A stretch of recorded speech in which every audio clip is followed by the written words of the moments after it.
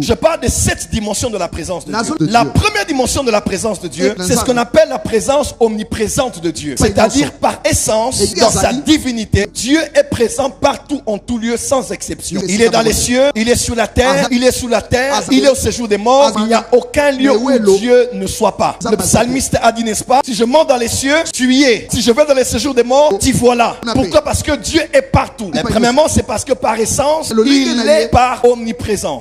Deuxièmement, il y a ce que j'appelle la présence manifeste de Dieu, la présence révélée de Dieu ou la présence concentrée de Dieu. Par exemple, Jésus était sur la terre. Il était Dieu sur la terre. 1 Timothée 3 verset 16, le mystère de la piété est grand. Dieu a été vu en chair. Donc Dieu, le Dieu omniprésent, il était sur la terre par la personne de Jésus.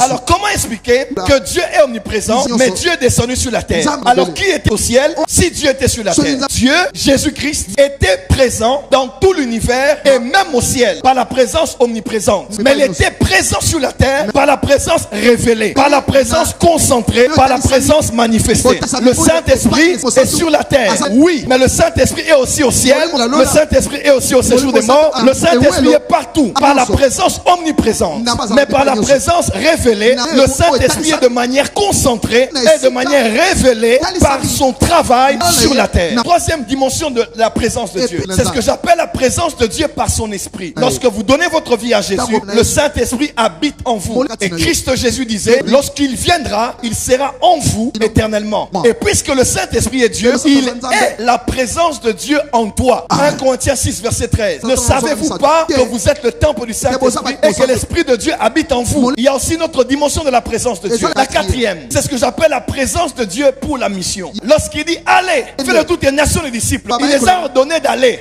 alors que lui il restait quelque part, mais il les a garantis. Au verset 20 du chapitre 18, et je serai avec vous tous les jours jusqu'à la fin du monde. Dans la mission, il est avec nous. Cinquième dimension, c'est la présence de Dieu dans la prière en accord. Là où le Saint-Esprit représente Dieu en toi quand tu es seul, le Saint-Esprit représente Dieu quand nous sommes ensemble. Matthieu 18 verset 20, car là où 2 ou 3 sont réunis en mon nom, je suis parmi eux, je suis au milieu d'eux. Cette présence-là, c'est une présence qui vient, non pas parce qu'on est seul, mais parce qu'on est plusieurs. Car il est doux et agréable de frères d'être ensemble. Et à la fin on dit, car c'est là que Dieu répand la bénédiction et la vie pour l'éternité. Il y a aussi la présence que j'appelle la présence de Dieu par un envoyé, parce que c'est la présence représentative de Dieu. Dieu est partout, Dieu est quand nous prions, Dieu est quand je suis seul, Dieu quand il se manifeste, quand il se révèle, mais Dieu est aussi là par un homme qu'il a oint et qu'il a envoyé parmi les hommes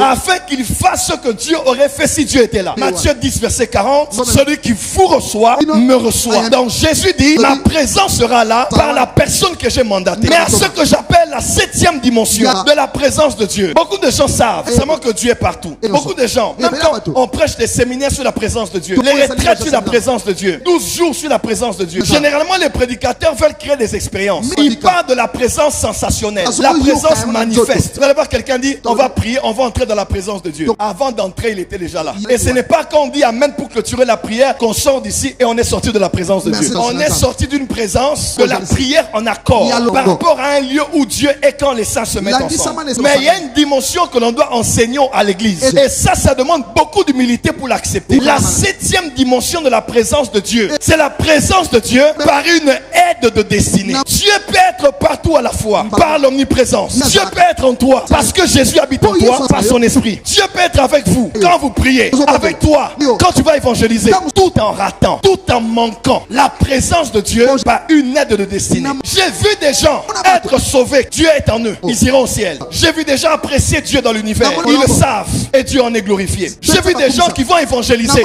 Dieu est avec eux. Matthieu 28, 20. J'ai vu des gens prier ensemble. Dieu est parmi eux. Matthieu 18, verset 20. Mais j'ai vu des gens échouer la destinée. Malgré que toutes ces dimensions de la présence de Dieu étaient là. J'ai vu des gens avoir la présence manifeste. Ils prient à des sensations. Ils prient à l'onction. Ils prient, ils tombent. Ils prient à la gloire. Mais par rapport au dessein, ils ratent. Parce qu'ils ont raté la présence de Dieu par une aide de destinée. À vrai dire, l'aide de destinée n'est pas seulement un homme, n'est pas seulement une femme. C'est Dieu, sa présence par un homme et par une femme qui vient t'aider. Si tu acceptes cette personne, tu as accepté Dieu. Si tu rejettes ou tu ne reconnais pas cette personne, tu as rejeté Dieu. Même si tu dis, Dieu est avec moi, tu as encore Dieu dans ton cœur. Tu reconnais encore la présence de Dieu. Tu iras au ciel, mais la destinée, tu vas la rater. Tu as gardé Dieu en toi, mais tu n'as pas gardé Dieu avec toi par un homme qui est venu t'aider à réaliser ta destinée. Samuel, nous voulons être comme les autres peuples. Donne-nous un roi, comme les autres peuples. Samuel dit quoi? Il refuse la théocratie. Samuel part chez Dieu. Il dit, Seigneur, ce peuple m'a rejeté. Dieu dit non, ils n'ont pas rejeté ta présence. Ils m'ont rejeté. Frère, il y a des gens quand ils quittent ta vie, Dieu quitte ta vie. Il y a des femmes quand elles quittent ta vie, Dieu quitte ta vie. Tu gardes la présence des 6 premiers points, mais tu as perdu la présence de Dieu qui vient aider pour accomplir une destinée. Il y a des gens, on ne se sépare jamais avec eux. S'ils quittent ta vie, Dieu ne te quittera pas parce que tu es sauvé. Dieu ne te quittera pas. Le Saint-Esprit est en toi. Dieu ne te quittera pas. Tu iras au ciel. Tu sentiras encore la présence. Il t'accompagnera dans la mission.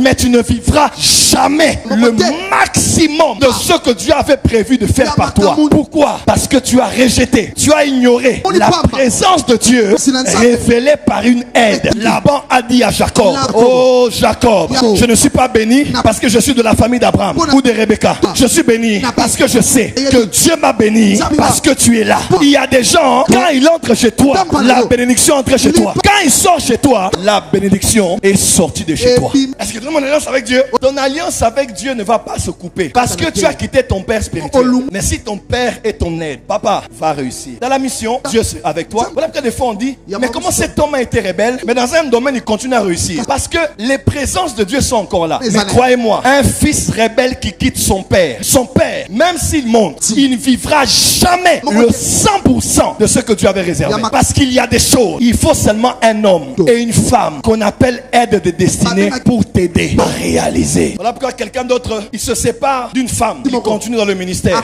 mais son ministère ne brille plus comme avant. Dieu l'accompagne, Dieu est avec lui. Mais Dieu était avec lui pour l'aider par cette femme que Dieu lui avait donnée. Il est une chose de demander les aides. Il en est une autre de les reconnaître, de les discerner et d'apprendre à soigner la relation qu'on a avec eux. Satan peut laisser d'autres personnes aller au ciel. Pourquoi? Tu laisseras gérer les 6 présences de Dieu dont j'ai parlé. Mais sur la terre, tu ne seras jamais effectif parce que tu n'as pas de partenaire de prière. Tu ne seras jamais effectif parce que tu n'as pas de bouclier. Tu as eu tellement de coups, tellement de flèches, sans protection. Au lieu d'arriver rapidement, Dieu commence à vouloir d'abord te guérir avant de t'exposer. Dieu peut être avec toi. Mais quand une aide destinée t'a quitté, c'est un connecteur qui te quitte. Ne dis jamais, Dieu sait comment ouvrir une autre porte pour moi. Il y a des portes, tu n'y entreras jamais.